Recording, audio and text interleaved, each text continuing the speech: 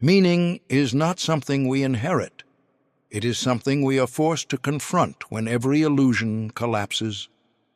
Before modern psychology dared to name the crisis of identity, before society admitted its silent anxiety, Friedrich Nietzsche had already revealed a terrifying truth. When the highest values lose their power, human beings do not become free, they become lost. This is not a philosophical abstraction, it is a diagnosis. In a world where faith has fractured and morality no longer stands as an unquestioned authority, the individual is thrown into a void without guidance. The question is no longer what is true. The question becomes how to live when nothing guarantees meaning. Nietzsche strips away the comforting lie that meaning is given. He argues instead that meaning must be created. First, he reveals that the collapse of old values is not a tragedy to mourn, but a condition to face. What we call stability was always a constructed illusion. Second, he confronts the human tendency to escape this void through denial, through borrowed beliefs, through passive conformity. This is not strength, it is avoidance.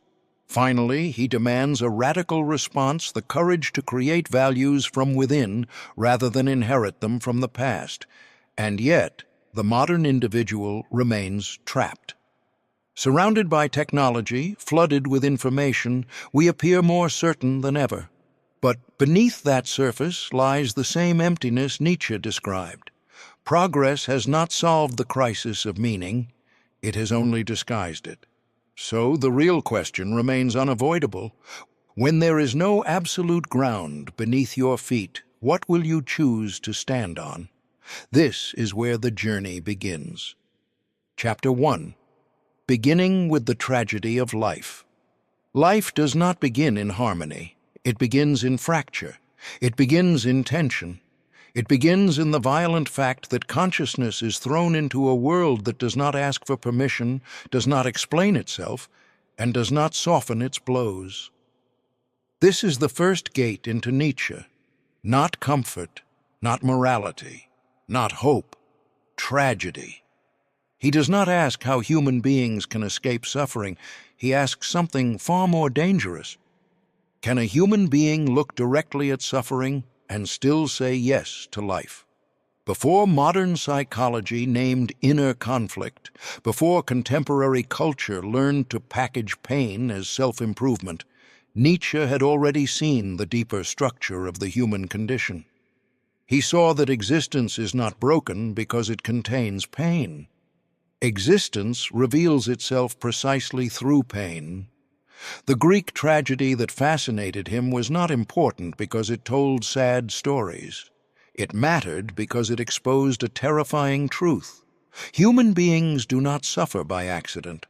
They suffer because to exist at all is to be divided between the need for form and the force of chaos, between the desire to control life and the unbearable fact that life always exceeds control. This is where the two great powers emerge. The Apollonian stands for form, boundary, measure, clarity, image, and structure. It is the principle that gives shape to experience, so that the mind does not collapse under the weight of the world. It builds names. It draws limits. It makes reality bearable by turning terror into image and disorder into pattern. The Dionysian is the opposite force. It strips the self of its illusion of separateness. It dissolves boundaries.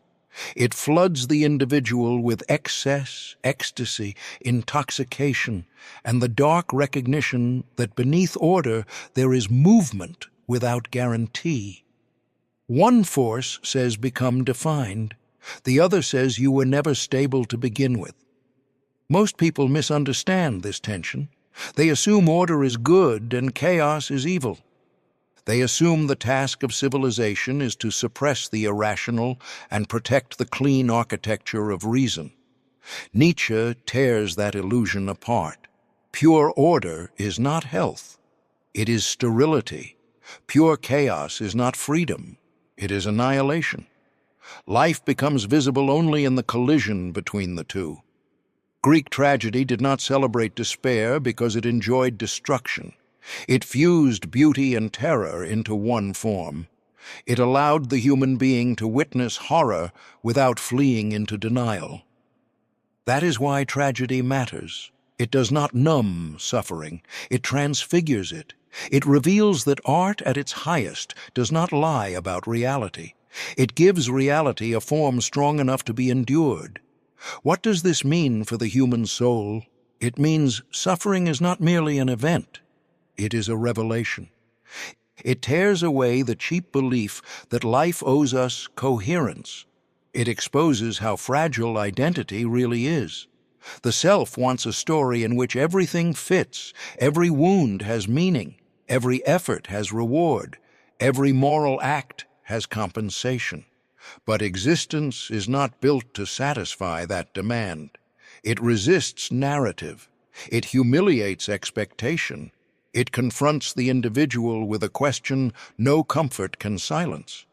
If life does not justify itself, will you still remain faithful to it? Nietzsche understood that most people do not answer this question honestly. They evade it.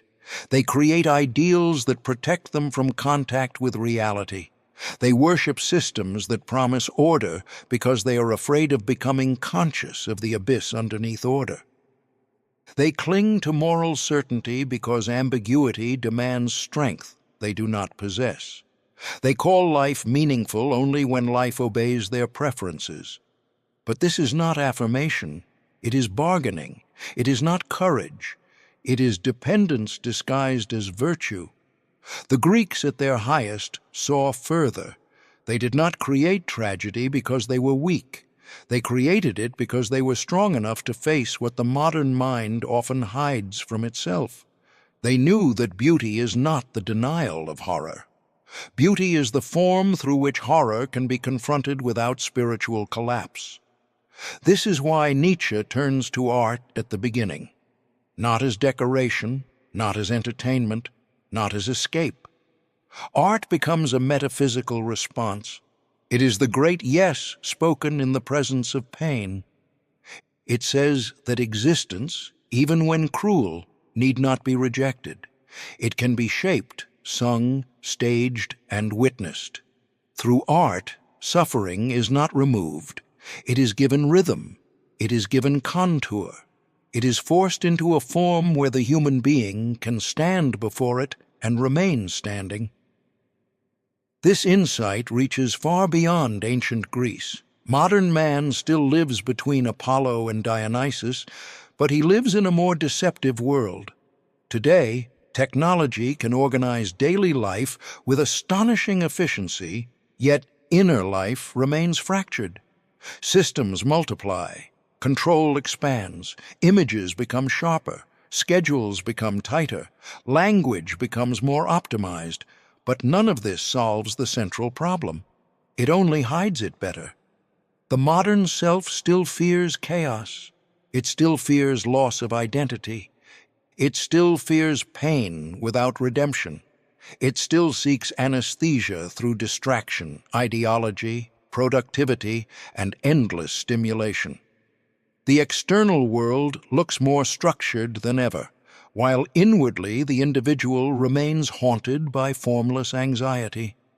This is why Nietzsche remains brutal and necessary in 2026, just as he was before the modern therapeutic age. He reveals that many forms of mental exhaustion do not come from suffering itself. They come from the refusal to face suffering without illusion. A person breaks not only because life wounds them, but because they were taught to expect a life without fundamental contradiction. They were taught to believe that health means calm, that sanity means certainty, that wholeness means inner peace. Nietzsche attacks this fantasy. Health is not the absence of conflict. It is the capacity to contain conflict without disintegration. Strength is not purity.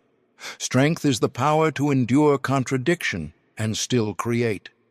Look inward, and the matter becomes even harsher. The deepest fear in a human being is not pain alone. It is the collapse of the image by which one has known oneself. People can tolerate immense suffering if they can preserve a flattering interpretation of who they are.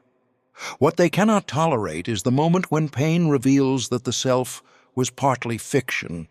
This is why tragedy is psychologically violent. It does not simply show loss. It shows the instability of the one who suffers. It strips away the fantasy of mastery. It confronts the individual with the possibility that identity is not foundation, but construction, and then it demands a decision. Will you retreat into illusion, or will you become large enough to survive truth? In that sense, the tragic vision is not pessimism, it is discipline. It teaches the soul not to demand innocence from existence. It teaches the mind not to interpret every wound as injustice. It teaches the self that dignity does not come from being protected from chaos, but from learning how to bear chaos without becoming resentful. This is one of Nietzsche's most merciless gifts. He refuses the cheap nobility of victimhood. He refuses the moral vanity that turns suffering into a claim against life itself. He asks for something more severe, not complaint, transformation. The tragic artist becomes the great symbolic figure here, not a sentimental creator, not a fragile genius, a builder of forms at the edge of the abyss. Through this figure we see what Nietzsche demands from the human being. To create is not to decorate existence. It is to confront what is unbearable and impose a form that does not falsify it. The tragic artist does not say the world is kind. He does not pretend order is ultimate. He does not run from terror. He enters it, wrestles it, and returns with something shaped.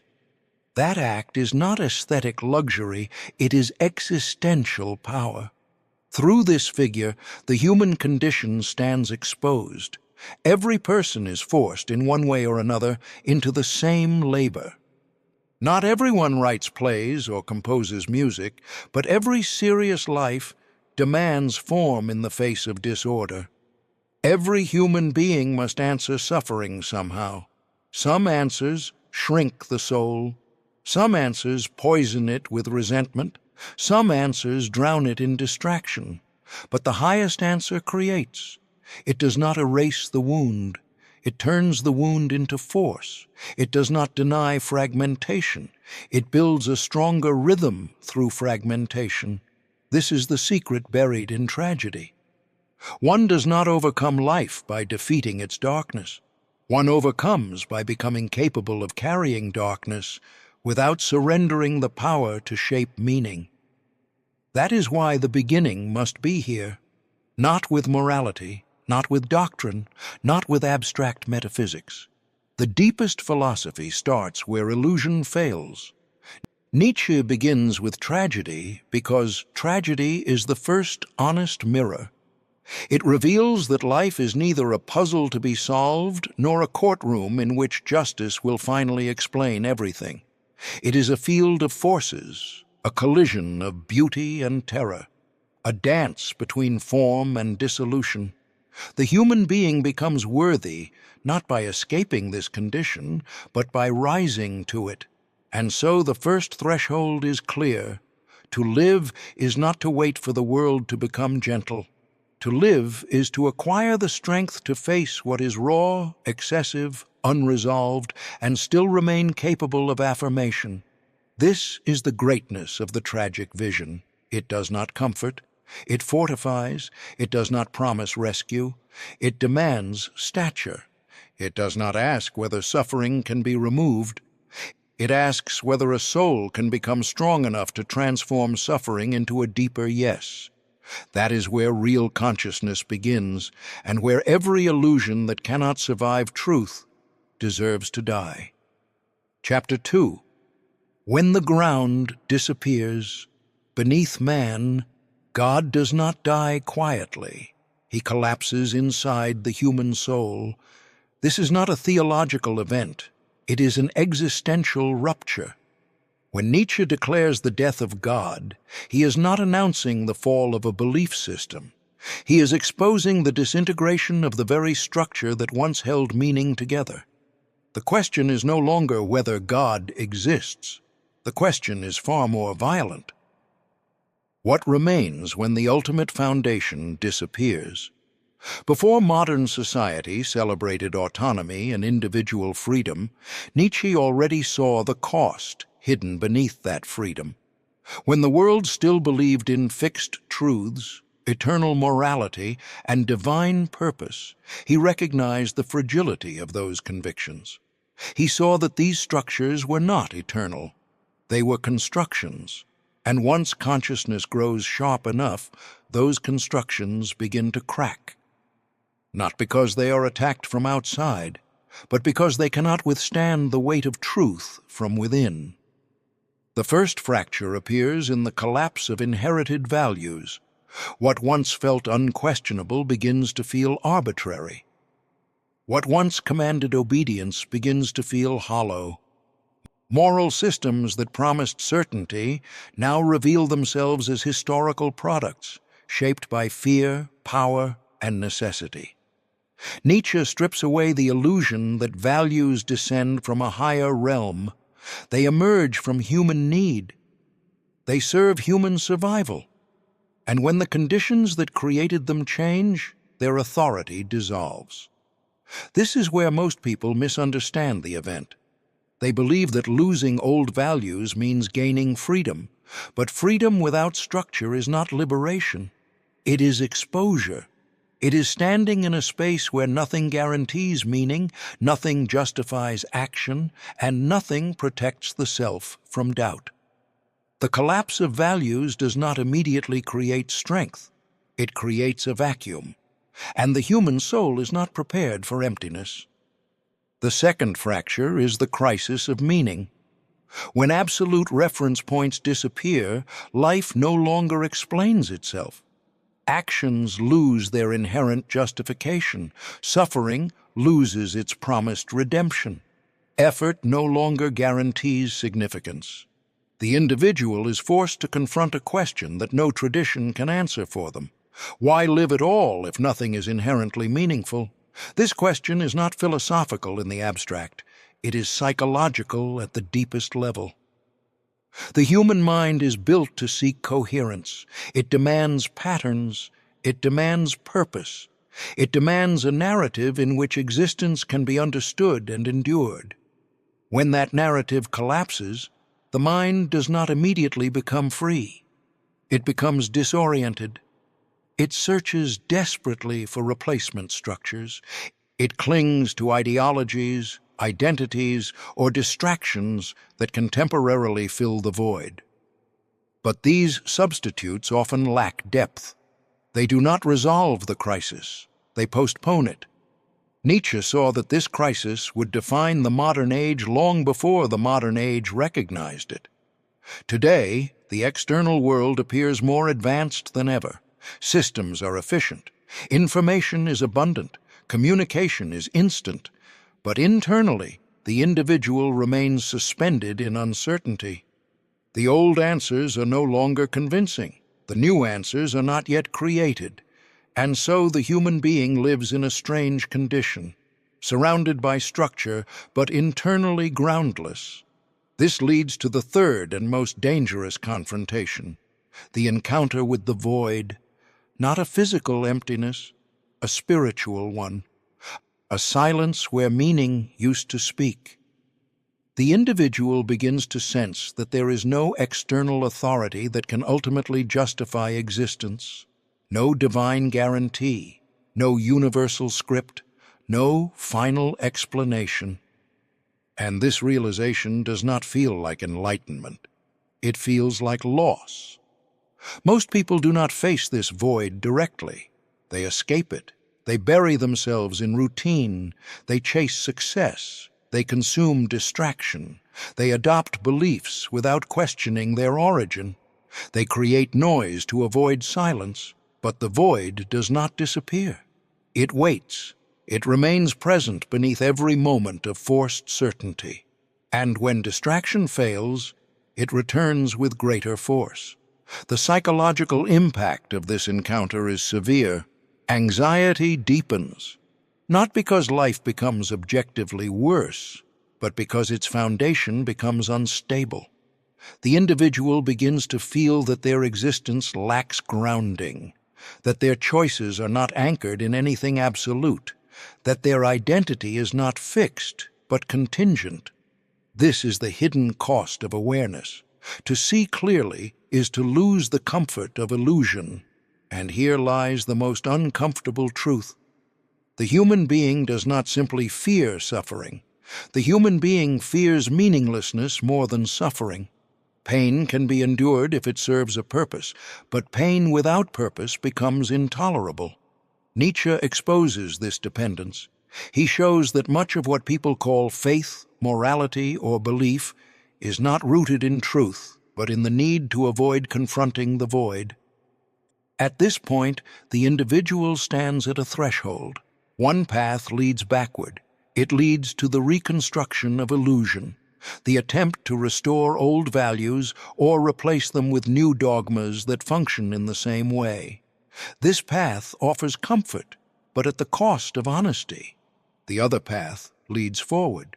It demands that the individual remain in the absence of meaning without fleeing. It demands that they endure the silence without inventing false answers. This path offers no immediate relief.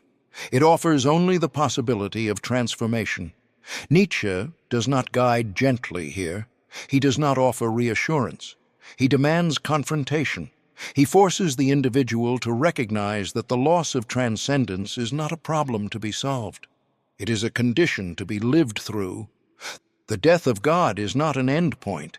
It is a beginning, but only for those who do not retreat. The modern individual reflects this struggle more than ever. In 2026, the language of self-creation is everywhere.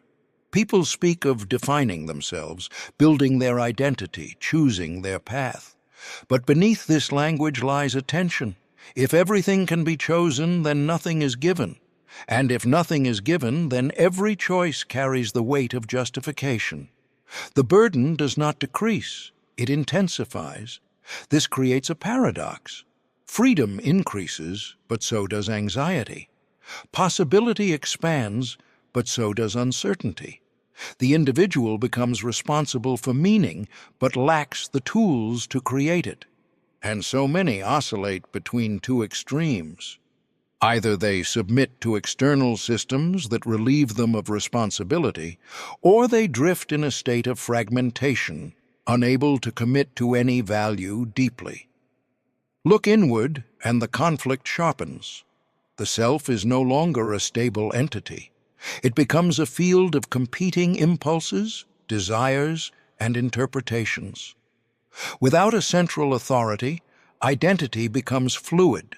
This can be experienced as liberation, but also as disintegration. The individual begins to ask questions that have no easy answer. Who am I if there is no fixed essence? What should I value if no value is absolute? What is worth pursuing if nothing guarantees meaning?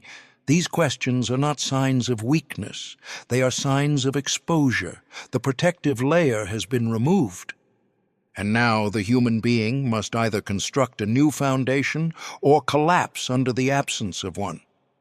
Here, Nietzsche introduces a figure not as a hero, but as a mirror. The one who recognizes the death of God and does not turn away. This figure does not celebrate the void. He does not despair in it. He stands within it.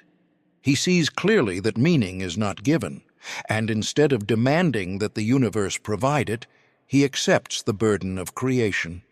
Through this figure, the truth becomes unavoidable. The crisis is not that meaning is lost. The crisis is that meaning was never inherent in the way we believed. It was always constructed. The difference now is that the construction is visible, and once visible, it cannot be denied. This is where the transition becomes possible, not from despair to comfort, but from dependence to creation. The individual who endures the void without retreat begins to change. They no longer ask what life means in itself. They begin to ask what they can make life mean through their own strength. This is not a return to illusion. It is a movement into responsibility. And this responsibility is absolute. There is no external authority to validate it, no guarantee that it is correct, no promise that it will succeed. The individual must create values knowing that those values are not backed by the universe itself. This is the weight Nietzsche places on the human being, not to discover meaning, but to generate it. Most will refuse this burden. It is too heavy. It requires a level of honesty, strength, and endurance that few are willing to sustain. It is easier to return to illusion, easier to adopt borrowed values, easier to follow than to create. But those who refuse remain dependent. They never truly become themselves. The few who accept the burden step into a different mode of existence. They do not eliminate uncertainty. They incorporate it. They do not remove the void. They build over it without denying its presence. They do not seek absolute certainty. They act despite its absence. This is not comfort. It is power. The collapse of transcendence, then, is not merely destruction. It is exposure. It reveals the human being in their most vulnerable and most potential state at once. Stripped of guarantees, stripped of inherited meaning, stripped of external justification, the individual stands alone. And in that solitude, a new possibility emerges. Not given, not promised, but forged. This is the real significance of Nietzsche's declaration. Not that God is dead, but that humanity is now confronted with itself without mediation. No excuses, no illusions, no escape into higher authority. Only the raw fact of existence and the demand to shape it. And at that exact point, the question can no longer be avoided. If nothing gives your life meaning, will you dare to become the one who does? Chapter 3. When nothingness reveals its true face. Nihilism is not the end of meaning. It is the exposure of its absence. It does not destroy value. It reveals that what we called value was never as solid as we believed. This is the moment when the human being is no longer protected by illusion, no longer carried by inherited purpose, no longer shielded by belief systems that once made existence feel justified. The question is no longer what is true. The question becomes unbearable. What remains when everything that gave life weight collapses into emptiness long before the modern world began to speak openly about anxiety, depression, and existential crisis? Nietzsche had already identified the deeper disease beneath these symptoms. He did not see nihilism as a philosophical curiosity. He saw it as a psychological condition that would spread across entire civilizations. When the old structures of meaning dissolve, the human being does not immediately become free. He becomes exposed to a void he does not know how to face. The first form of nihilism appears quietly. It does not scream, it does not destroy, it withdraws. This is passive nihilism. It is not a rebellion against meaning. It is a loss of the will to seek meaning at all. The individual no longer believes deeply enough to act with conviction. Energy collapses. Desire weakens. Life becomes something to endure rather than something to shape. At its core, passive nihilism is exhaustion. Not physical exhaustion, but existential fatigue. The human being senses that nothing is ultimately grounded, that all efforts may be arbitrary, that no value is truly necessary. And instead of confronting this realization, the individual retreats into comfort, routine, distraction. They lower their expectations. They shrink their ambitions. They avoid intensity because intensity demands belief, and belief feels impossible. This state is often misunderstood as peace. It is not peace. It is the absence of tension achieved by reducing the scope of life itself. The individual no longer struggles, but only because they no longer reach. They no longer suffer deeply, but only because they no longer care deeply. This is not liberation. It is diminishment. But nihilism does not always remain passive. It can become violent.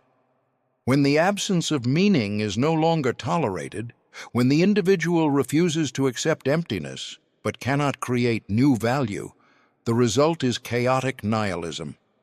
Here, destruction replaces withdrawal. The individual seeks intensity not through creation, but through negation. This form is more visible. It manifests in rebellion without direction, in the urge to tear down without knowing what to build, in the desire to shock, disrupt, and dismantle simply to feel alive. The individual senses that if nothing has inherent meaning, then nothing deserves preservation. Everything becomes expendable. Values are not questioned in order to be transformed.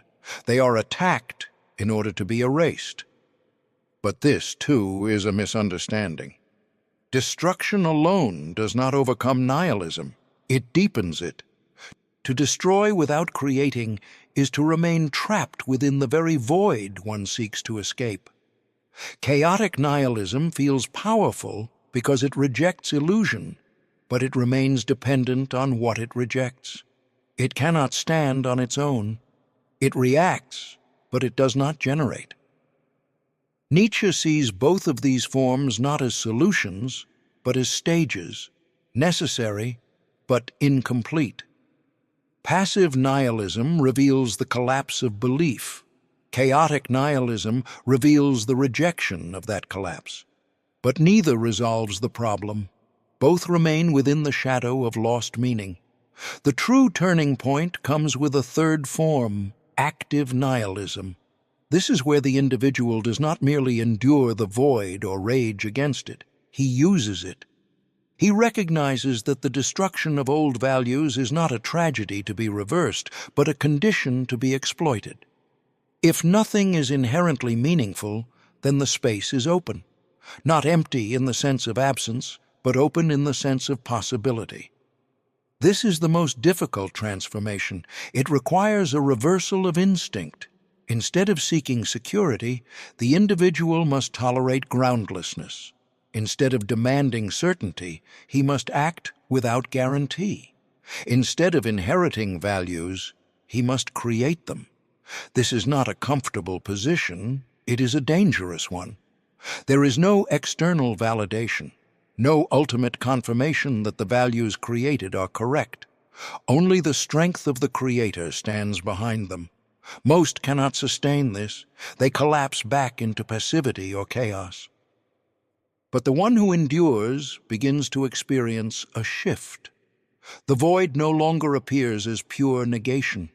It becomes a field, a space in which something new can emerge, not given by the world, but brought into the world through force of will. This is where Nietzsche's thought becomes radical.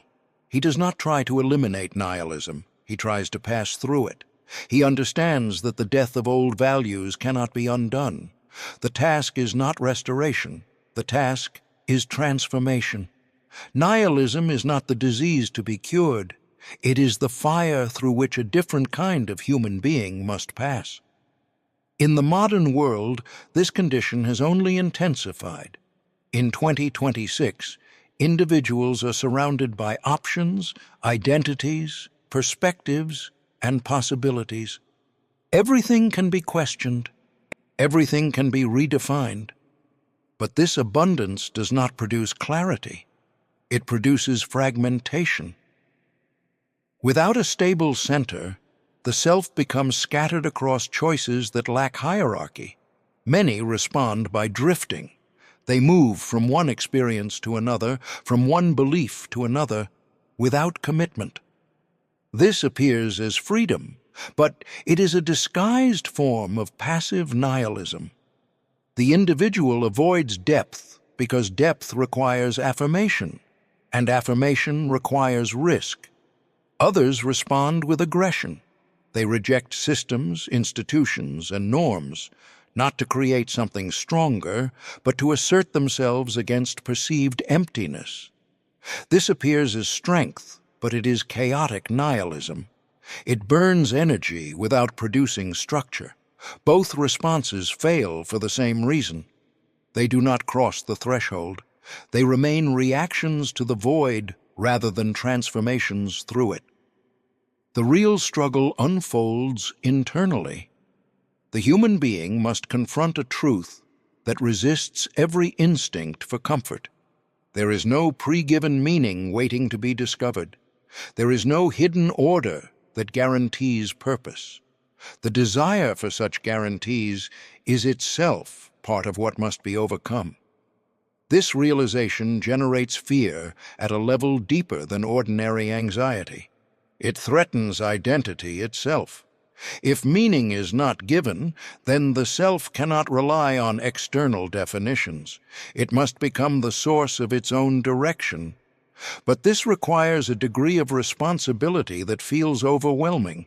Here, the psychological tension reaches its peak. The individual stands between two impulses: the desire to retreat into safety and the demand to create in uncertainty. One promises relief, the other demands strength. One leads to stagnation, the other leads to transformation. Nietzsche does not offer compromise, he pushes toward the second path. Not because it is easy, but because it is the only path that does not betray the truth revealed by nihilism. To illustrate this, consider the figure who has lost all inherited belief, but refuses to collapse. This figure does not deny the void. He does not cover it with illusion. He accepts it fully. And in that acceptance, something shifts. The absence of meaning is no longer experienced as pure loss. It becomes the condition for creation. Through this figure, the essence of active nihilism becomes visible. It is not despair. It is not destruction. It is the ability to stand in a world without inherent meaning and still generate value through one's own force. This is not optimism. It is discipline. It is not hope. It is construction. At this point, nihilism reveals its final secret. It is not the opposite of meaning. It is the clearing of false meaning. It removes what was weak, inherited, unexamined. It strips the human being down to a point where nothing remains but the capacity to create or collapse.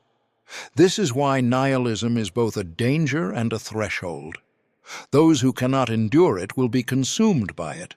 Those who pass through it will emerge with a different relation to existence, not dependent, not protected, but capable. The synthesis becomes unavoidable. Nihilism begins as loss. It evolves into crisis. It culminates as possibility. The same force that destroys illusion also opens space. The same void that terrifies also liberates. But only for those who do not flee. And so the question returns, sharper than before. When nothing compels you, when nothing guarantees you, when nothing defines you, will you still create, or will you disappear into the emptiness you refuse to face? Chapter 4, The Force That Drives Becoming Power, is not what you think it is. It is not domination over others.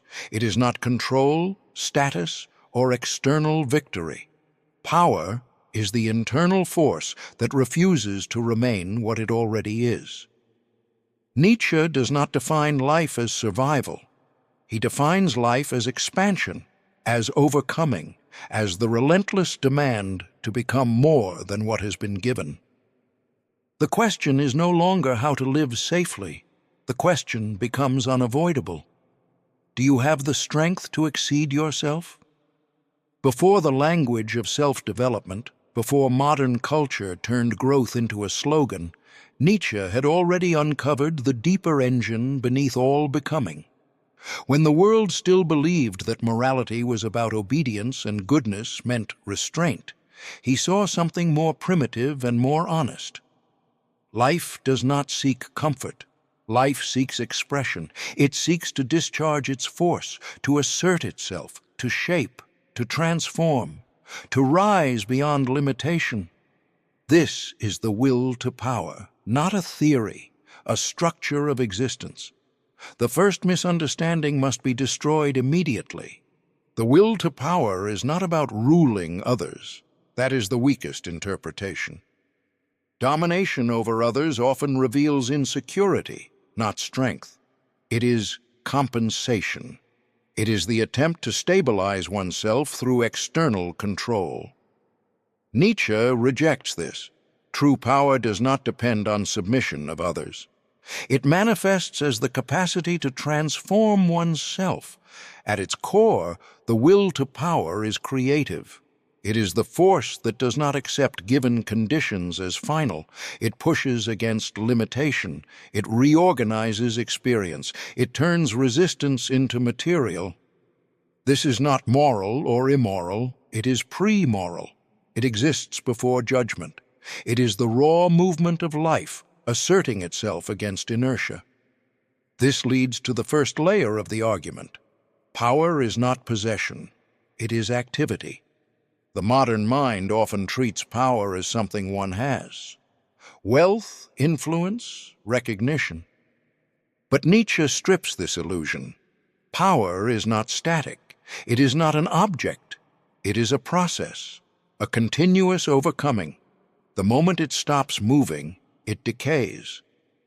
Consider the individual who achieves stability and then clings to it. They protect their position. They avoid risk. They repeat what works. From the outside, this appears as success. But internally, something weakens.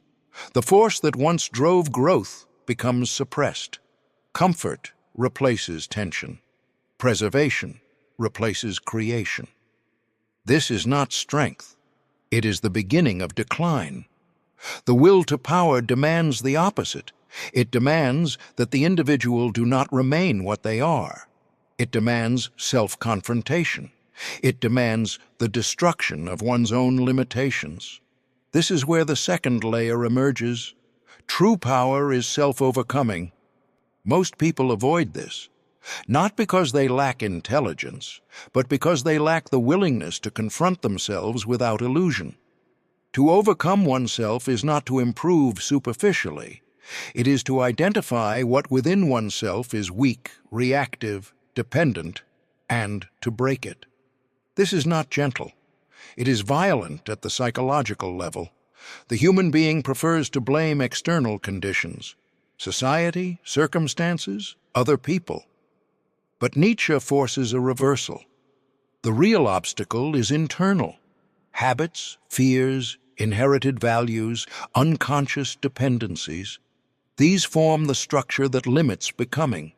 And unless they are confronted, no external change will produce real transformation. This is why self-overcoming is the highest form of power. It does not rely on external victory.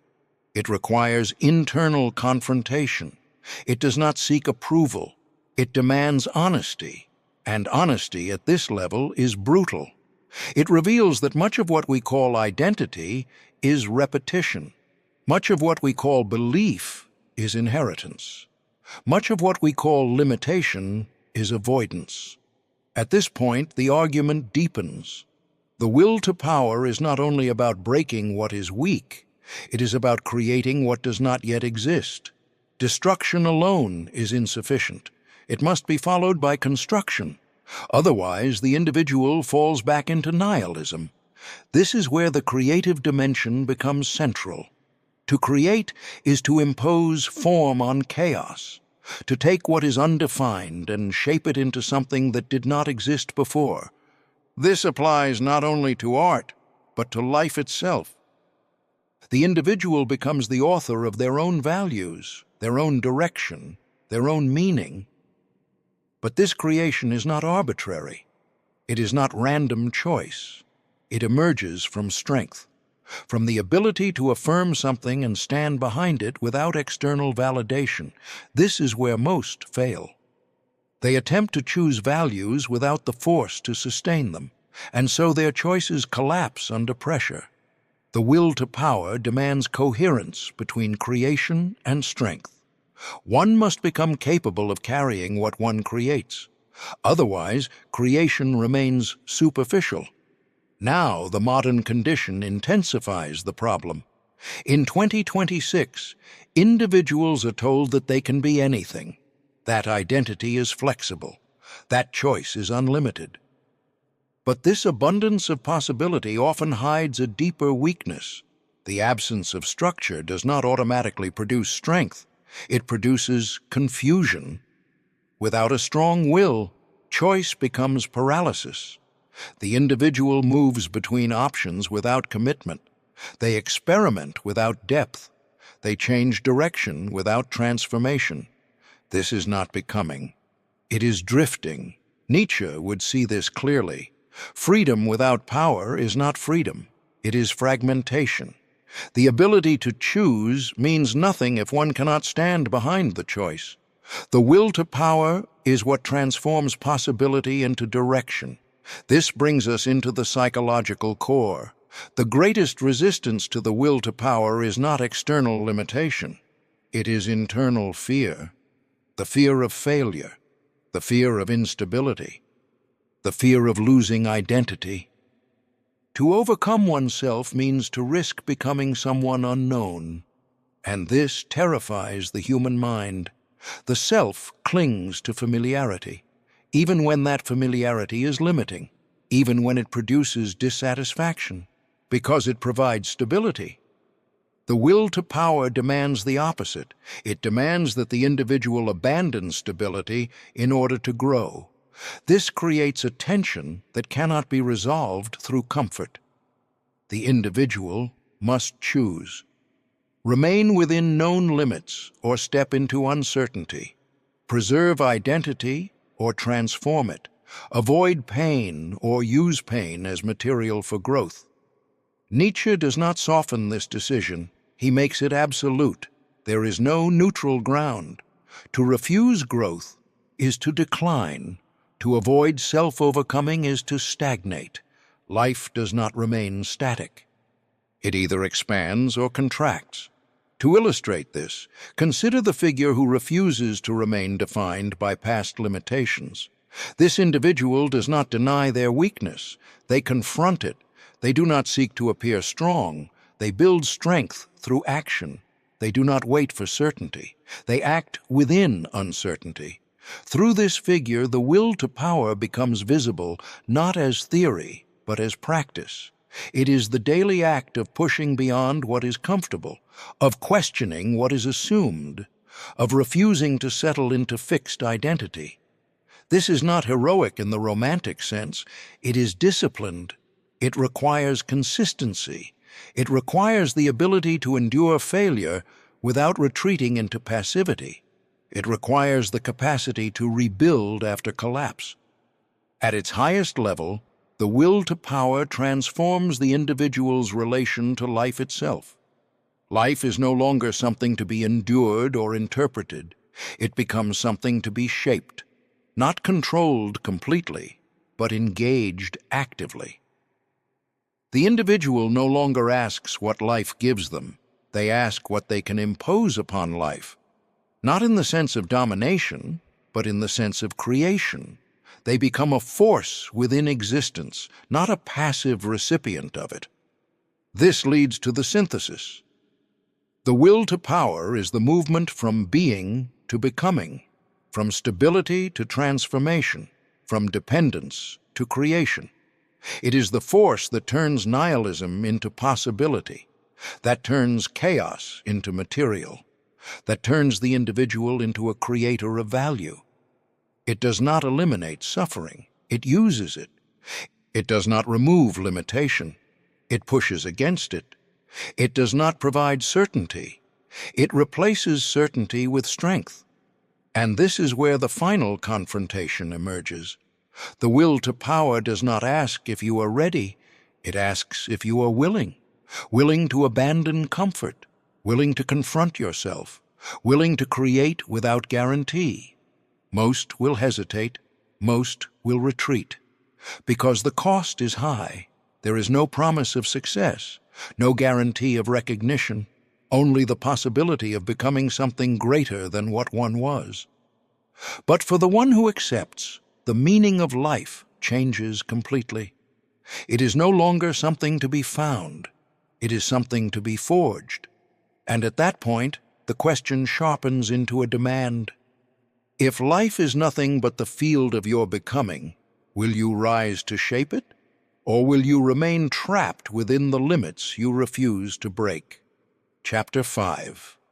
The hidden origin of what you call good and evil. Morality is not truth. It is inheritance disguised as certainty.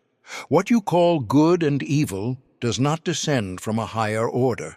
It emerges from struggle, from power, from fear, from the need of certain types of human beings to survive and justify themselves. Nietzsche does not ask whether morality is right. He asks something far more dangerous. Who benefits from the values you obey? Before modern ethics attempted to rationalize morality into universal principles, Nietzsche had already exposed its genealogy. When the world still believed that moral laws were eternal and sacred, he saw their human origin. He saw that values are not discovered, they are created. And more importantly, they are created by specific types of people under specific conditions. The first rupture appears when we separate morality from its illusion of universality. What appears as objective truth is often the victory of one perspective over another. Values do not float above life. They are embedded within it. They serve functions. They protect certain ways of being while suppressing others. This leads to the first distinction that must be faced without comfort.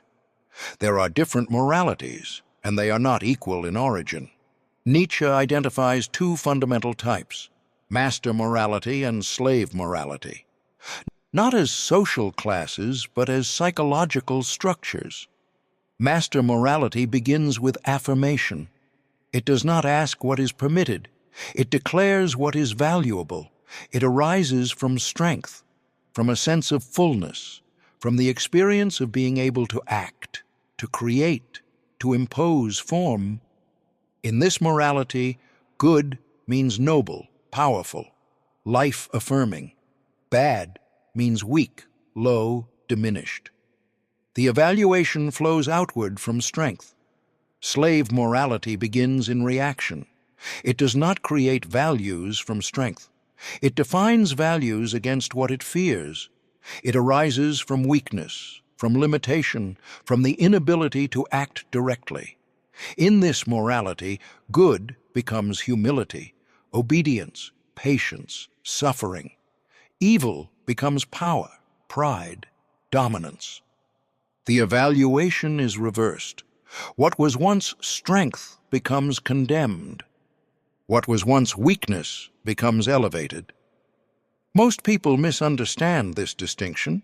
They assume it is a judgment of worth. It is not. It is an analysis of origin.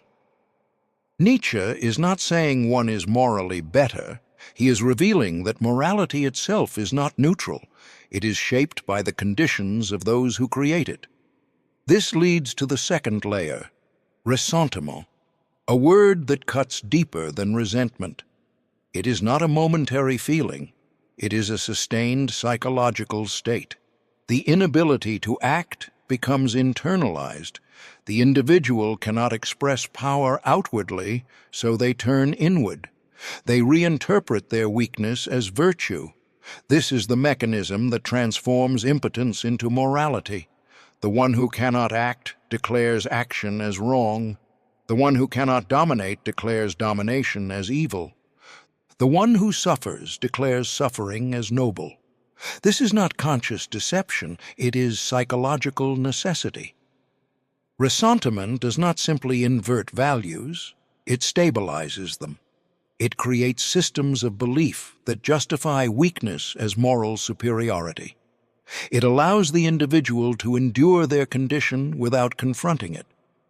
But this comes at a cost. It suppresses the will to power. It redirects energy away from creation into judgment. This is where Nietzsche's critique becomes sharpest. He does not attack morality because it is false. He attacks it because it can become life-denying. When values emerge from ressentiment, they do not enhance life. They restrict it. They encourage passivity. They reward conformity. They punish strength. The modern individual inherits this structure without recognizing it. In 2026, people speak constantly about justice, equality, and morality. But rarely do they question the origin of these values. They assume their validity. They defend them instinctively. They do not ask whether these values arise from strength or from reaction. This creates a dangerous blindness. Values are followed without examination. Moral judgments are made without awareness of their psychological roots. The individual believes they are acting ethically while unconsciously reproducing patterns shaped by fear and limitation. The third layer of Nietzsche's argument deepens the analysis. Morality is not only created, it is internalized. What begins as external judgment becomes internal voice. The individual no longer needs society to impose values. They carry them within. This is where conscience emerges, not as a pure moral guide, but as a product of internalized control. The human being learns to judge themselves according to inherited standards. They feel guilt not because they have violated some universal truth, but because they have deviated from a system that has been absorbed into their identity. This internalization is powerful. It creates self-regulation. It stabilizes behavior. But it also traps the individual. They become divided against themselves. One part acts, another part judges. And this judgment is often rooted in values they did not choose. This is the hidden prison. The individual believes they are free because they can choose their actions. But their evaluation of those actions is already conditioned. They may act differently, but they judge themselves according to inherited standards. Nietzsche exposes this to force a confrontation, not with society, but with oneself. The question is no longer what is right or wrong. The question becomes more unsettling. Where do your values come from, and do they serve your growth or restrict it? At this point, the psychological depth intensifies. The human being resists this inquiry, not because it is complex, but because it threatens identity. Values are not external tools. They are part of how the individual defines themselves. To question them is to destabilize the self. This creates fear. Not surface-level fear, but existential fear. If my values are not absolute, then what am I grounded in? If my morality is constructed, then on what basis do I act? This uncertainty is difficult to tolerate, and so most retreat. They defend their values more strongly instead of examining them. But the one who does not retreat enters a different space, a space where morality is no longer sacred but open, not to be discarded blindly, but to be evaluated, reshaped, recreated. This is not relativism, it is responsibility. Nietzsche does not advocate chaos. He does not suggest that anything is acceptable.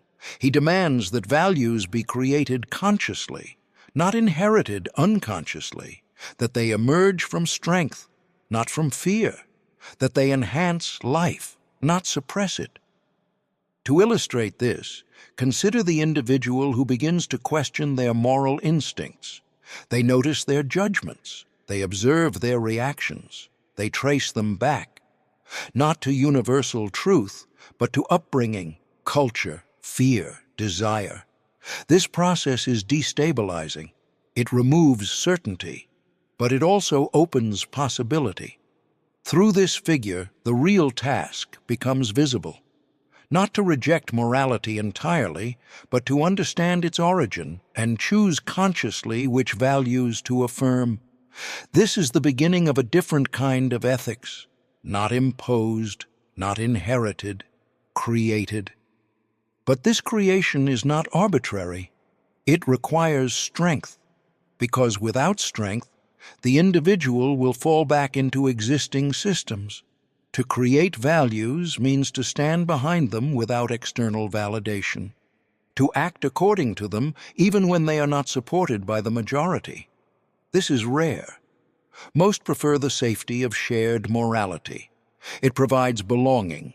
It reduces responsibility. It allows the individual to act without fully confronting the consequences of their choices. But safety has a cost. It limits becoming. It confines the individual within predefined structures. It prevents the emergence of new values. The synthesis becomes unavoidable. Morality is not abolished. It is transformed from unconscious inheritance to conscious creation, from reaction to affirmation, from limitation to possibility. Nietzsche's project is not destruction for its own sake. It is exposure. He reveals the hidden origin of values so that the individual can decide whether to continue living under them or to surpass them. And this leads to the final confrontation. You do not simply follow values, you embody them. They shape your actions, your thoughts, your identity. To question them is to question yourself. And at that exact point, the question becomes inescapable. Are your values an expression of your strength, or are they a refuge from the power you are afraid to claim? Chapter 6. The Cage. Built inside the soul. Guilt is not innocence speaking, it is power turned inward. What you call conscience is not purely moral awareness, it is the residue of violence that no longer has an external target. Nietzsche does not ask whether guilt is right or wrong. He asks something far more unsettling. What had to be suppressed for guilt to exist? Before psychology spoke of repression and internal conflict, before modern culture framed guilt as a necessary moral guide, Nietzsche had already uncovered its darker origin. When humanity transitioned from instinctive life into structured society, something fundamental changed. The human being could no longer discharge impulses freely. Aggression, desire, force, the raw energies of life were no longer expressed outwardly. They were contained. And what cannot be expressed outwardly does not disappear. It turns inward. This is the first fracture, the birth of what Nietzsche calls bad conscience, not as a moral achievement, but as a psychological consequence. The human being becomes divided. One part acts, another part judges, but more importantly, one part suppresses. The energy that once moved outward now circulates within, pressing against the self that contains it. The origin of guilt is not abstract. It is economic. It begins in the relation between debt and obligation. In early human communities, to owe something was not a metaphor. It was concrete. If a debt could not be repaid, compensation was taken in the form of suffering. Pain became a form of payment. The creditor gained satisfaction through the punishment of the debtor. This is where a crucial transformation occurs. The concept of debt expands beyond material exchange. It becomes moral. The individual begins to feel that they owe not only to others, but to the community, to ancestors, eventually to a higher authority. And when this debt cannot be repaid, the feeling intensifies. It becomes guilt. This shift is not accidental. It serves a function. It stabilizes behavior. It ensures obedience. It creates predictability. But it also reshapes the human psyche. The individual internalizes the creditor. They become both debtor and punisher. They no longer need external enforcement. They enforce themselves. Most people misunderstand guilt as a sign of moral sensitivity. Nietzsche strips this illusion. Guilt is not evidence of goodness. It is evidence of internalized control. It reveals that the individual has absorbed a system of judgment so deeply that it operates automatically. This leads to the second layer, the internalization of violence. What was once directed outward becomes self-directed. Aggression does not disappear. It becomes self-criticism, self-doubt, self-punishment. The individual turns against themselves. This is not a minor shift. It changes the structure of experience. The human being becomes a battlefield. Desire emerges, and immediately it is judged. Impulse arises, and immediately it is restrained.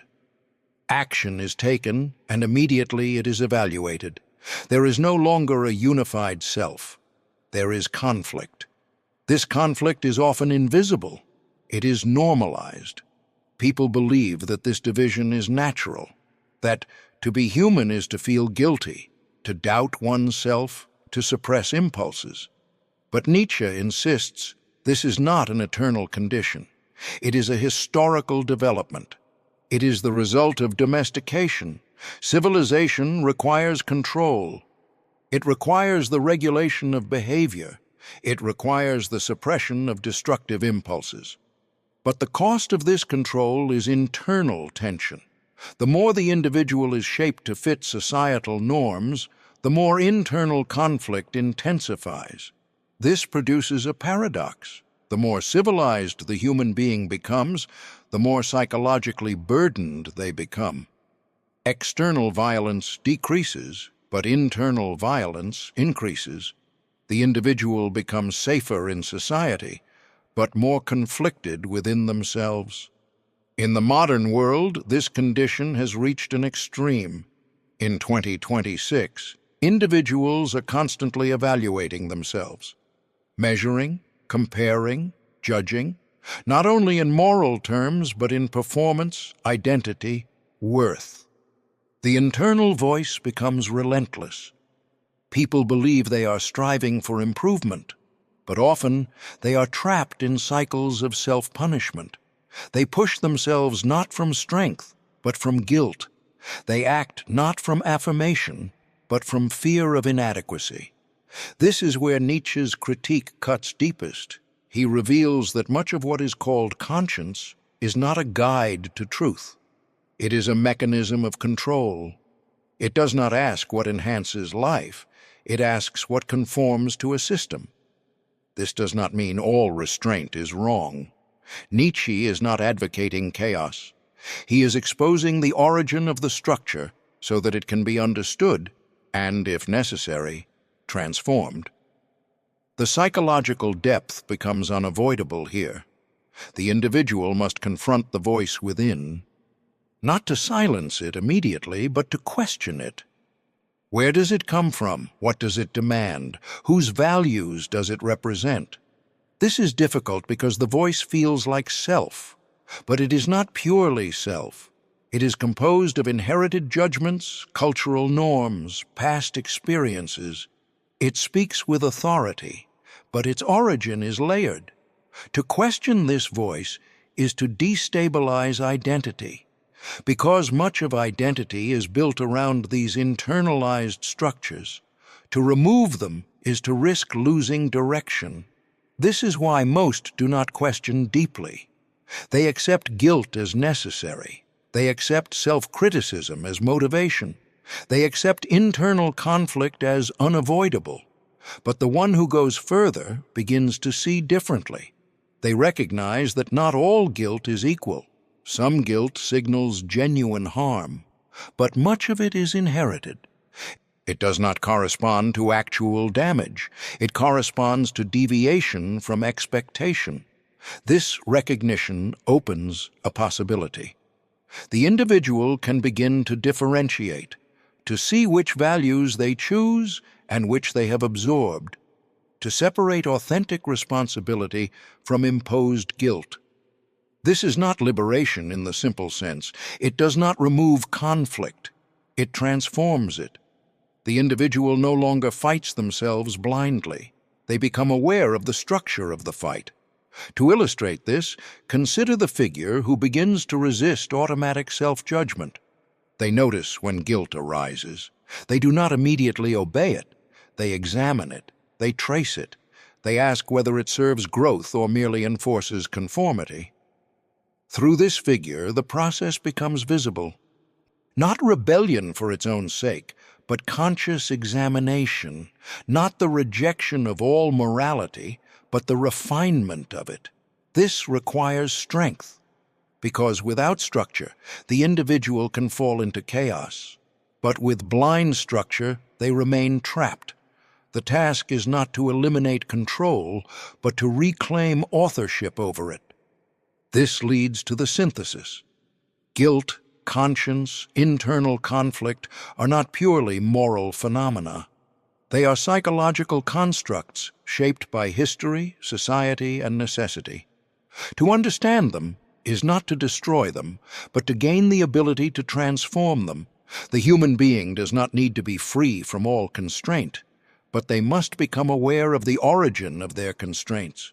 Otherwise, they remain controlled by forces they do not understand.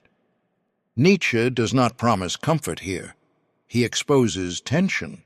He shows that the civilized human is not at peace, but divided, and that this division is not accidental. It is produced. The final confrontation emerges without softness. If the voice that judges you is not entirely your own, if your guilt is not purely truth, but partly inheritance, then the question becomes unavoidable. Will you continue to punish yourself in the name of values you never chose? Or will you dare to reclaim the power that was turned against you and reshape it into something that serves your becoming? Chapter 7. The trial that exposes your true relation to life. Eternal recurrence is not a theory. It is a verdict. It doesn't explain the universe. It interrogates your existence. Nietzsche does not ask whether time actually repeats. He asks something far more ruthless. If your life were to return again and again, unchanged, without escape, would you accept it, or would you collapse under its weight? Before modern culture turned self-reflection into a soft exercise of self-acceptance, Nietzsche had already constructed a test that cuts deeper than any moral system. When the world still searched for meaning outside itself, he forced the individual to turn inward with a question that cannot be answered with comfort. Not what is your purpose, not what do you believe, but do you affirm your life so completely that you would choose it again, exactly as it is, without alteration? The first layer of this idea strikes immediately. Eternal recurrence removes illusion. It strips away the belief that life is moving toward redemption. It destroys the comfort of thinking that present suffering will be justified by a future outcome. There is no final resolution, no ultimate correction, only repetition. This is where the human instinct resists. People endure hardship by projecting meaning into the future. They tolerate pain because they believe it leads somewhere. They justify sacrifice because they assume it will be rewarded. Eternal recurrence shatters this structure. It forces the individual to evaluate life not as a path, but as a cycle. And in that cycle, nothing is redeemed. Every moment stands on its own. Every action is final because it returns. The question becomes unbearable. Is your life something you would choose again, or something you merely tolerate because you believe it will end? Most do not confront this honestly. They instinctively reject it, not because it is logically impossible, but because it reveals something they cannot accept. That much of their life is lived in compromise, in avoidance, in quiet dissatisfaction. They endure rather than affirm. This leads to the second layer, eternal recurrence as an existential mirror. It reflects not what you say about your life, but how you actually live it. It exposes the gap between declared values and lived reality. The individual claims to value freedom, yet lives in fear of change, claims to value truth, yet avoids uncomfortable self-knowledge, claims to value authenticity, yet conforms to expectation. Eternal recurrence does not argue against these contradictions, it magnifies them, because if every moment returns, then every compromise becomes permanent, every avoidance becomes eternal, every unlived possibility becomes a fixed absence that repeats without end. This is where the weight intensifies. The idea is not meant to comfort, it is meant to pressure. It compresses existence into a single demand: live in such a way that you could will its repetition. But this demand is not moral, it is existential. It does not ask what is right, it asks what you can affirm. It does not impose rules. It reveals alignment or misalignment between you and your life. The third layer emerges here: amor fati. Not acceptance in the passive sense, but love of fate. Not resignation, but affirmation. To love one's fate is not to tolerate it. It is to embrace it fully, without wishing it to be different. This is where the idea becomes almost unbearable. It is one thing to accept what cannot be changed. It is another to love it. To say yes not only to pleasure, but to pain. Not only to success, but to failure. Not only to what strengthens you, but to what breaks you. Most people cannot do this. They divide life. They accept the parts they enjoy and reject the parts they suffer. They construct a conditional relationship with existence. I will affirm life if it gives me what I want. If it does not, I withdraw. Nietzsche rejects this completely. Conditional affirmation is not affirmation. It is negotiation. It depends on circumstances. It collapses under pressure. True affirmation must include everything, even what you resist, especially what you resist. This is where the psychological depth becomes unavoidable. To affirm life fully, one must confront the parts of existence that feel unjust, meaningless, painful. One must integrate them, not deny them. The human mind resists this because it seeks coherence. It wants life to make sense. It wants suffering to have explanation. It wants events to fit into a narrative that justifies them. Eternal recurrence removes this possibility. It does not explain suffering. It demands that you live with it. This produces a confrontation at the deepest level, not with external conditions, but with one's own capacity. Can you carry your life as it is without wishing it were different? Can you stand inside your existence without escaping into fantasy? In the modern world, this confrontation becomes even sharper. In 2026, individuals are constantly encouraged to optimize their lives. Improve, upgrade, refine, eliminate discomfort. The idea of an ideal life dominates, and anything that falls short is treated as failure. This creates a constant sense of dissatisfaction.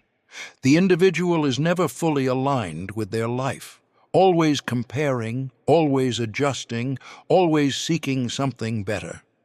Eternal recurrence cuts through this completely. It does not ask whether your life could be improved. It asks whether your current life is something you can affirm as it is. This shifts the focus entirely, from external optimization to internal alignment, from chasing improvement to confronting reality. Many will resist this shift because it removes the illusion of future correction. It forces the individual to face the present without escape. This is where the internal conflict becomes intense. The individual begins to see the parts of their life they do not accept, the compromises they justify, the choices they avoid, the fears that shape their actions, and once seen, they cannot be unseen. Eternal recurrence does not allow ignorance. It demands awareness. To illustrate this, consider the figure who takes this question seriously.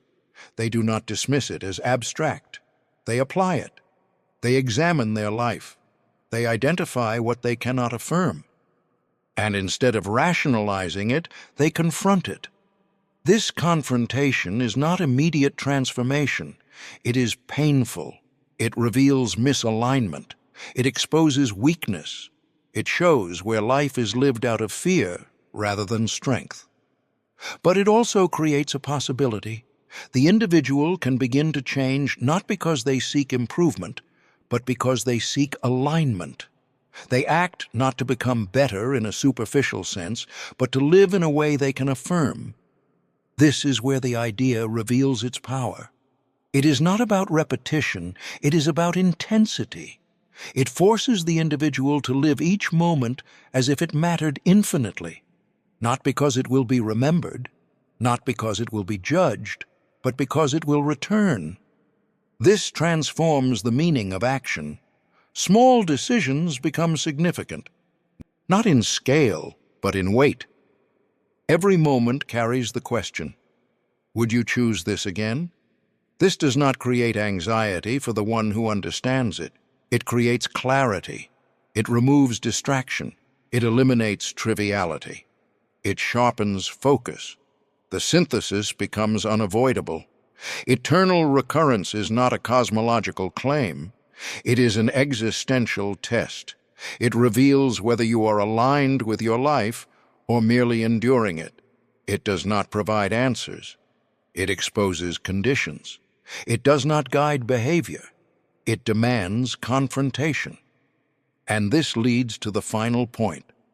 To affirm life completely is not to eliminate suffering. It is to integrate it, to see it as part of the whole, not as an exception. This is the highest form of strength. Not the ability to avoid pain, but the ability to include it in affirmation. Nietzsche does not promise that this is achievable for all. It is not. It requires a level of honesty and force that most will not sustain. But for the one who does, life changes fundamentally. It is no longer something to escape or improve endlessly. It becomes something to affirm fully. And at that exact point, the question becomes final. If every moment of your existence were to return endlessly, would you rise to meet it with a yes? Or would you be crushed by the life you never truly chose to live? Chapter 8. The Possibility Beyond the Human. You know, man is not a final form. He is a transition. What you call human is not an achievement. It is a bridge stretched between what has been and what could emerge. Nietzsche does not celebrate humanity as it is. He confronts it as something incomplete. The question is no longer how to improve within existing limits. The question becomes sharper and more dangerous. Can you become something beyond what you have been taught to accept as yourself? Before modern culture glorified identity and encouraged individuals to define themselves within familiar categories, Nietzsche had already dismantled the idea that the current human condition is something to preserve. When the world still believed in stable moral frameworks and collective norms as the highest form of order, he saw a deeper problem. The individual is shaped by the herd, not only externally, but internally.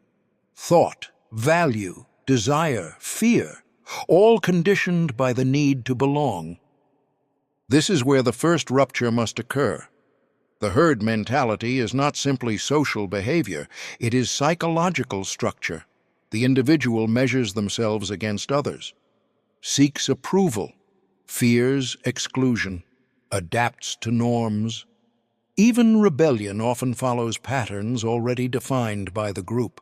What appears as individuality is often variation within conformity. Nietzsche strips this illusion without hesitation. The herd does not produce strength. It produces safety. It reduces risk. It stabilizes behavior. But it also suppresses difference. It discourages deviation. It punishes what cannot be easily integrated. This leads to the first layer of transformation. To move beyond the human you know, one must confront the herd within. Not society as an abstract entity, but the internalized need for validation, the reflex to seek approval, the fear of standing alone.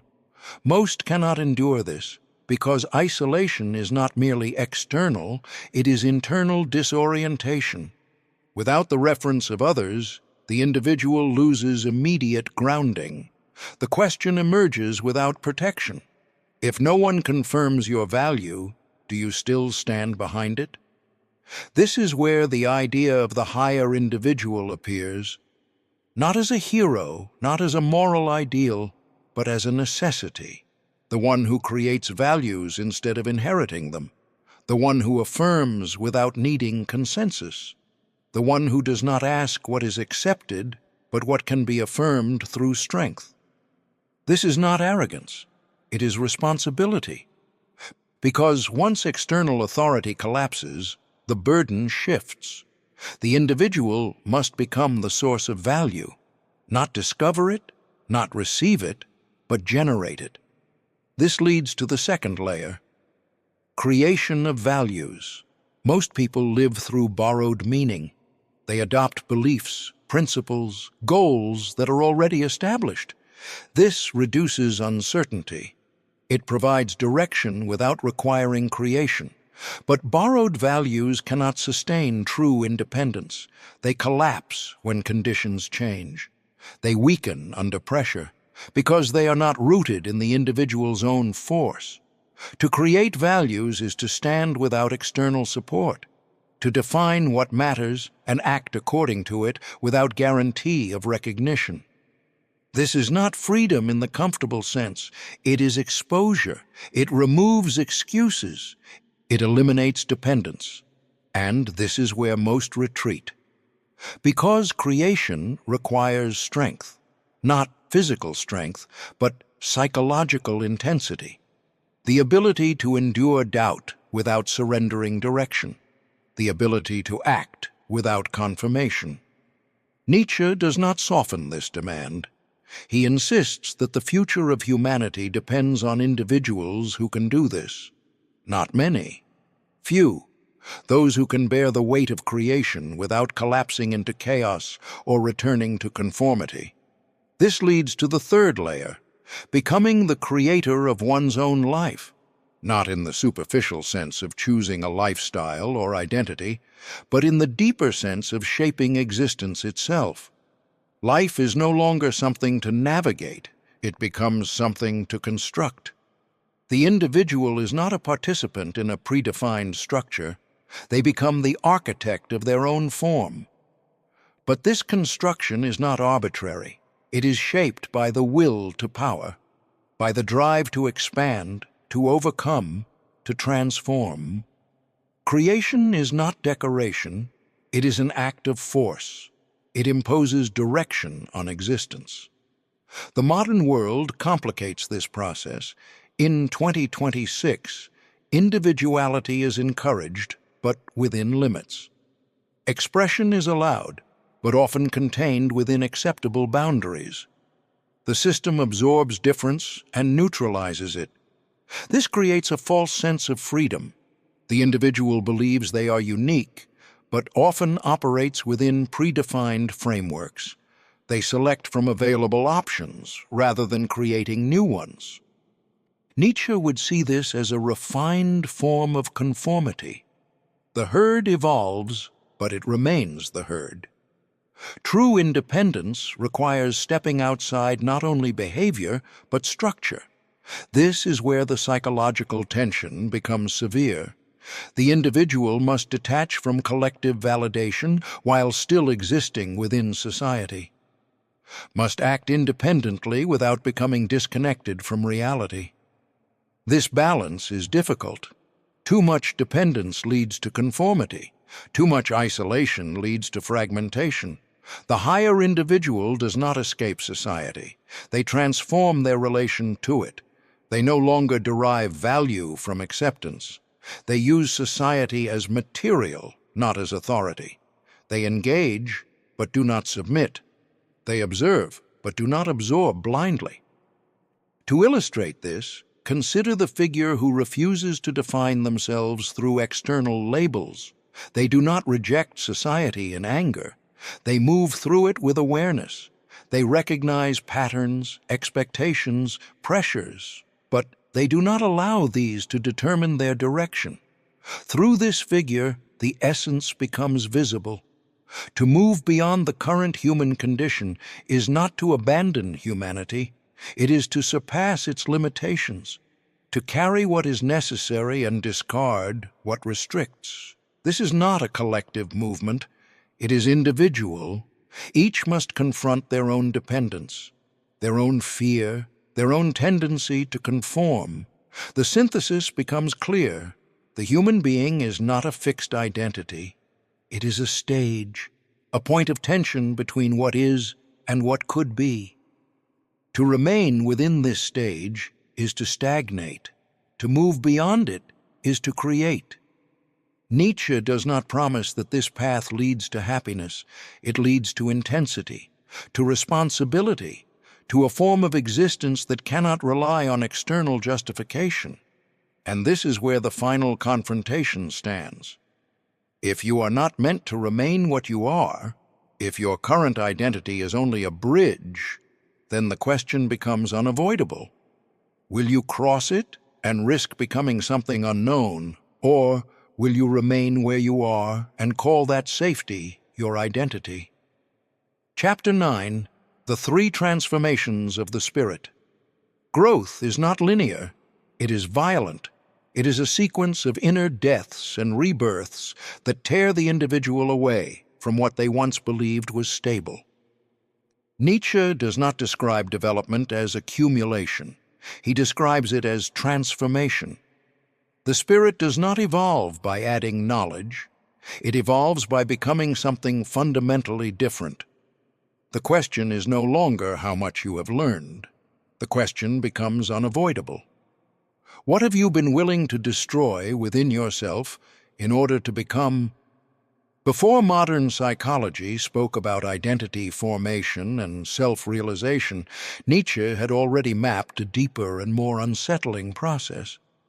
When the world still believed that maturity meant stability and consistency, he saw that true development requires rupture. The spirit must pass through stages that contradict each other, each stage necessary, each stage incomplete. The first form is the camel. This is where the journey begins. The spirit kneels. It accepts weight. It takes upon itself the burden of values, duties, expectations, traditions. It does not question. It endures. It asks for more weight, not less. It seeks to prove strength through tahammul, through obedience, through the ability to carry what is given. This stage is not weakness. It is preparation. The camel develops endurance. It learns discipline. It becomes capable of tahammul, but it also becomes conditioned. It carries values without examining them. It measures itself by its capacity to obey. Most people never leave this stage. They define their worth by how much they tahammul, how much they conform, how well they fulfill expectations. They call this responsibility. And within limits it is necessary. But it is not freedom. Because the camel does not choose its burden, it inherits it, and as long as it remains in this state, it cannot create. It can only carry. The second transformation emerges as a rupture. The camel enters the desert, and in that isolation, something changes. The spirit becomes the lion. The lion does not carry. It confronts. It rebels. It says no. It turns against the values it once accepted. It challenges authority. It rejects imposed meaning. It demands independence. This is the stage of negation. The lion's power lies in its refusal. It does not create new values yet. It destroys old ones. It breaks chains. It tears down structures. It declares that what was once sacred is no longer binding. This stage is often misunderstood as final. Many believe rebellion is freedom, that rejecting norms is enough. But Nietzsche sees its limitation clearly. The lion can say no, but it cannot yet say yes. Negation alone does not produce meaning. It removes constraint, but it does not build direction. The lion frees the spirit from external authority, but leaves it in a void. This is where many remain trapped. They reject tradition, but cannot create new values. They live in opposition, but without construction. Their identity becomes defined by what they resist, not by what they affirm. This leads to exhaustion, because constant negation cannot sustain life. It destroys, but does not nourish. The third transformation is the most difficult. The spirit becomes the child, not regression, not innocence in the naive sense, but a new beginning, a capacity to create without being bound by the past. The child does not carry inherited values. It does not need to rebel against them. It stands beyond them.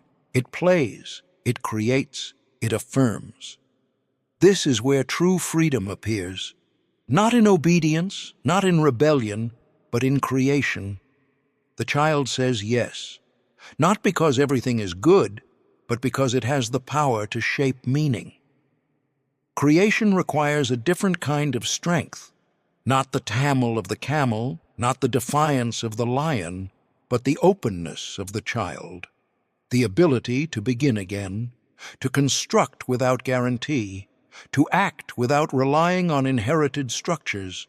Most cannot reach this stage, because it requires passing through the previous ones fully. The camel must carry until it can no longer tamel. The lion must destroy until nothing external remains to resist. Only then can the child emerge. Skipping stages leads to illusion. Attempting to create without first confronting inherited values leads to superficial identity. Attempting to rebel without having carried responsibility leads to empty defiance. This is why the process is strict. Each stage demands something different. Each stage transforms the spirit in a way that cannot be bypassed. In the modern world, this structure becomes blurred. In 2026, individuals often attempt to jump directly to self-expression, to define themselves without first examining what they carry or what they must destroy. This creates instability. The individual believes they are free, but remains unconsciously bound. They create identities, but these identities are shaped by inherited patterns they have not confronted. Others remain in the lion stage, constantly rejecting, constantly opposing, but unable to move beyond negation. They define themselves through resistance, but lack constructive force. And many remain camels, carrying expectations, fulfilling roles, measuring themselves by external standards, never questioning whether the burden is theirs to carry. Nietzsche reveals that none of these states alone is sufficient. True development requires movement through all three: endurance, rebellion, creation. The psychological depth of this process is severe. Each transformation requires loss. The camel must lose its certainty. The lion must lose its enemy. The child must lose its dependence on both. This creates fear, because each stage removes something that once provided stability, and stability is what the human mind seeks. But without this loss, there is no becoming, only repetition. To illustrate this, consider the individual who begins to question what they carry. They recognize inherited values. They feel the weight. They endure it until it becomes unbearable.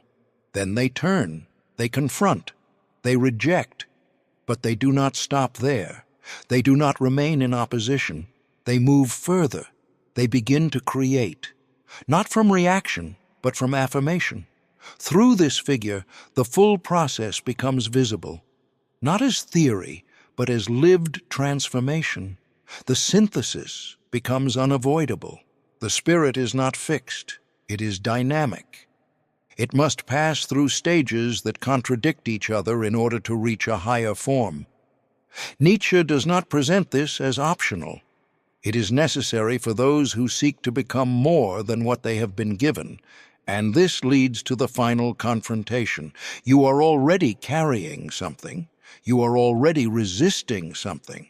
But the question remains: will you remain a bearer of weight, a voice of refusal, or will you become the one who creates without needing permission from what came before? Chapter 10. There is no final truth, only the strength of your perspective. Truth is not absolute. It is constructed. What you call reality is not a fixed structure waiting to be discovered. It is an interpretation shaped by perspective, language, and the force behind the one who interprets. Nietzsche does not ask what is objectively true. He asks something far more destabilizing. From what position are you seeing, and does that position make you stronger or weaker? Before modern thought began to question objectivity and recognize the limits of perception, Nietzsche had already dismantled the belief in a single universal truth. When the world still clung to the idea that reason could uncover reality as it truly is, he saw that every claim to truth carries a perspective. There is no view from nowhere. There is only a view from somewhere. This is the first rupture. The collapse of absolute truth does not mean chaos. It means exposure. What appears as certainty reveals itself as interpretation. What appears as fact reveals itself as framed. The human being does not access reality directly. They filter it through language, through concepts, through inherited structures of understanding. This leads to the first layer of perspectivism. Every truth is tied to a point of view, not in the trivial sense that opinions differ, but in the deeper sense that perception itself is structured. The way you see the world is shaped by your values, your instincts, your experiences. You do not stand outside life and observe it. You are embedded within it. Most people resist this. They want certainty. They want a stable foundation. They want truth to exist independently of them so that they can rely on it.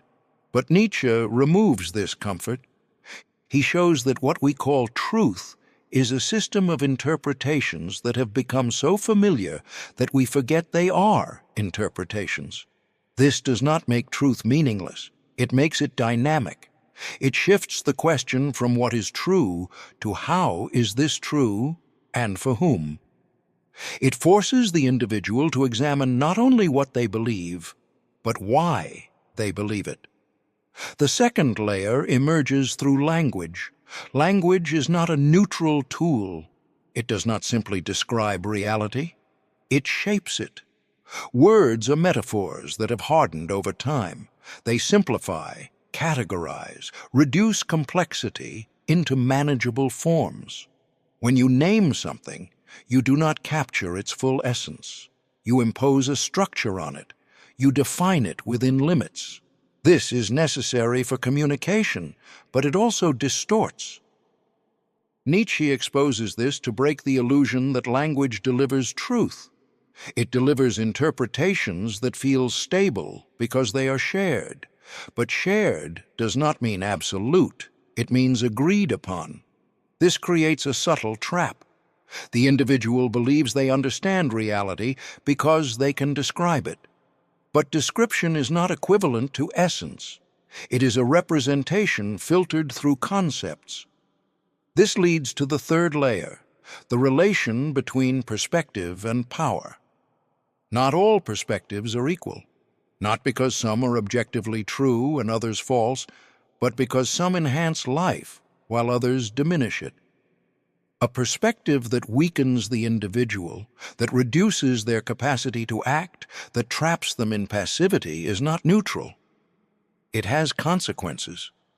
A perspective that strengthens, that expands possibility, that allows creation, also has consequences. Nietzsche shifts evaluation from truth to effect. Not is this true, but what does this interpretation do to you? Does it empower or does it restrict?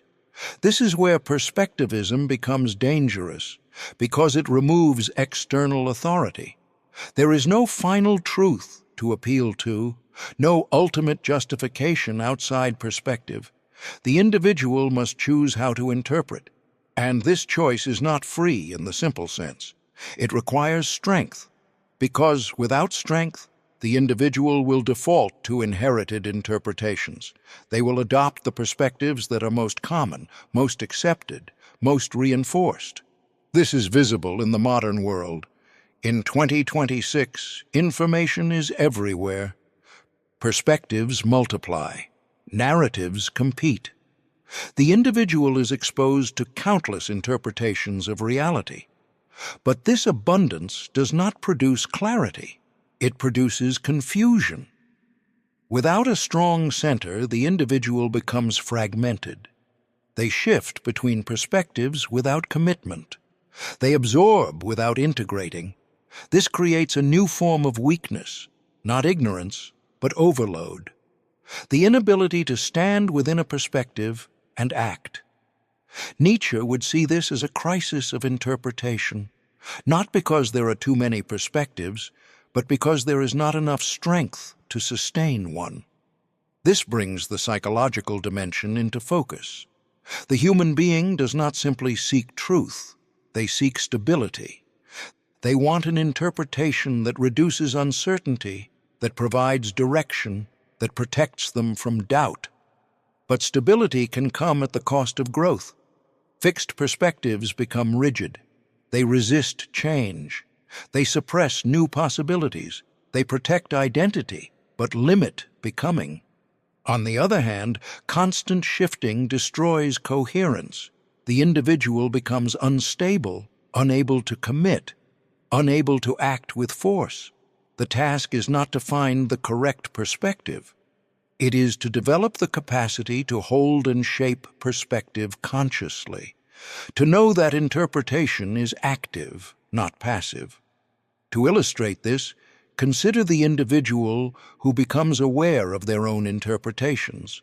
They notice how they frame events, how they assign meaning, how they react based on underlying assumptions. They begin to question not only what they see, but how they see. They experiment with different perspectives, not randomly, but deliberately. They observe the effects. Through this process, they gain a form of power. Not control over reality, but control over interpretation. They are no longer trapped within a single inherited view. They can shift, adapt, refine. But this power comes with responsibility, because without external truth, there is no excuse. The individual cannot blame reality for how they interpret it. They must own it. This is where most retreat, because responsibility at this level is heavy. It removes the comfort of certainty. It demands awareness. It requires continuous engagement. But for the one who accepts it, something changes. Reality is no longer something fixed to be discovered. It becomes something dynamic to be engaged with. This does not mean anything is valid. It means that validity is measured by effect, by whether a perspective enhances life or diminishes it. The synthesis becomes clear. There is no final truth waiting to be found. There are perspectives to be created, tested, and lived. Nietzsche does not dissolve truth into chaos. He transforms it into responsibility. The individual must become the one who interprets consciously, not passively. And this leads to the final confrontation. If every truth you hold is shaped by your perspective, if every meaning you live by is something you participate in creating, then the question becomes unavoidable. Will you continue to inherit interpretations that weaken you? Or will you take the risk of seeing differently and become the force that defines what your world means? Conclusion: the burden that cannot be escaped. Nietzsche does not offer peace. He imposes responsibility. He does not rebuild the world for you. He removes the illusion that the world was ever built for you. What remains is not guidance. It is exposure.